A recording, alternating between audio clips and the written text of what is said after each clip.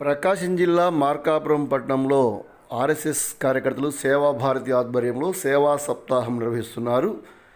అనేక కార్యక్రమాలు వైద్యశాలలో రోగులకు పండ్లు అందించడము, అదేవిధంగా శుభ్రంగా ఉంచడము వైద్యశాలని, దేవాలయాలని. అలానే కార్యక్రమంలో భాగంగా మార్కాపురంలో ఆర్ఎస్ఎస్ కార్యాలయం ఏదైతుందో దాన్ని కూడా శుభ్రపరిచే పనిలో స్వయం సేవకులు నిమగ్నమయ్యారు. ఇక్కడ ఈ చెట్లు బాగా పెరిగి అడ్డదిడ్డంగా ఉండడంతో వాటిని మొత్తం కూడా తొలగించి నీట్గా చేయడం, అక్కడ కొత్త మొక్కలు ఏర్పాటు చేసేందుకు ప్రయత్నం చేశారు. ఈ క్రమంలో అక్కడ ఒక వినాయకుడు, బుజ్జి వినాయకుడు కూడా దొరకడం గమనించాల్సిన విషయం.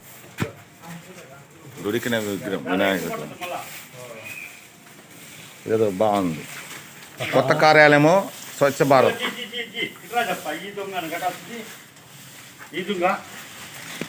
అది పెడదాం.